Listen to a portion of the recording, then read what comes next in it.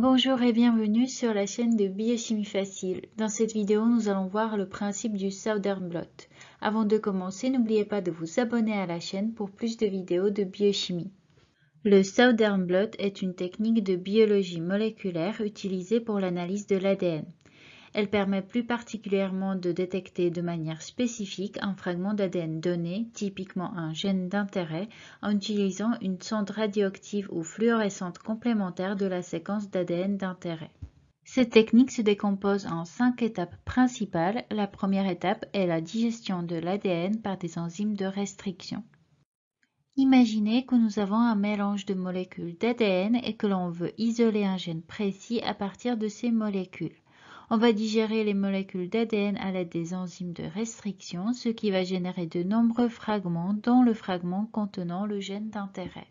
La deuxième étape est une migration électrophorétique. J'ai fait des vidéos sur les deux types d'électrophorèse principales, le SDS-PAGE et l'électrophorèse sur gel d'agarose. Vous trouverez les liens vers ces vidéos dans la description. Nous allons donc prendre ce mélange de fragments d'ADN que l'on a obtenu après digestion enzymatique et on va charger cet échantillon soit sur un gel de polyacrylamide, soit sur un gel d'agarose suivi d'une dénaturation. Dans les deux cas, les fragments d'ADN seront donc dénaturés, c'est-à-dire que les brins composant normalement la double hélice d'ADN seront séparés. Après l'électrophorèse, on aura donc les différents fragments qui auront migré à des distances différentes à l'intérieur du gel. Mais comment déterminer quelle est la bande contenant le gène d'intérêt? La technique du Southern Blot va justement être utilisée pour répondre à cette question. La troisième étape est le transfert sur membrane. C'est exactement le même principe que pour le transfert dans le cas du Western Blot dont je vous ai déjà parlé dans une autre vidéo. Vous trouverez le lien également dans la description. Lors du transfert, on va transférer les fragments d'ADN présents sur le gel d'agarose ou de polyacrylamide sur une membrane qui peut être soit une membrane de nitrocellulose, soit une membrane de nylon. L'utilisation d'une telle membrane permet une manipulation plus aisée par rapport au gel. La quatrième étape est l'hybridation du fragment d'ADN d'intérêt avec une sonde radioactive ou fluorescente. Donc par exemple, on imagine que notre gène d'intérêt se trouve dans cette bande-là. Comme je l'ai déjà dit précédemment, les brins d'ADN sont donc dénaturés, c'est-à-dire qu'ils sont sous forme de simples brins. Pour détecter spécifiquement ce fragment, on va utiliser une sonde qui est donc une séquence complémentaire du gène d'intérêt et qui est soit radioactive, c'est-à-dire que les atomes de phosphore sont des isotopes radioactifs, ou alors cette sonde peut être couplée à un fluorophore.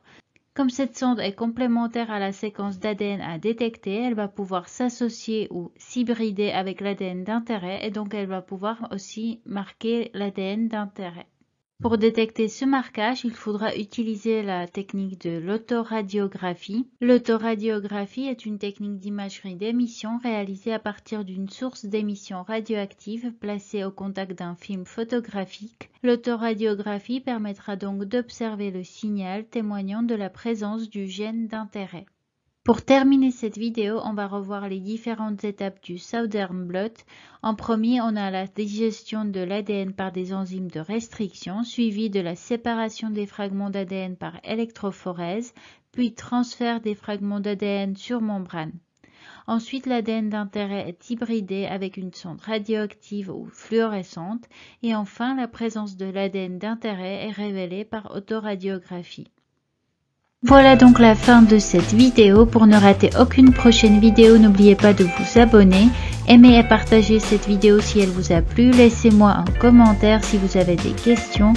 Si vous le souhaitez, vous pouvez aussi me soutenir sur Tipeee. Merci beaucoup et je vous dis à très vite pour une nouvelle vidéo de Biochimie Facile.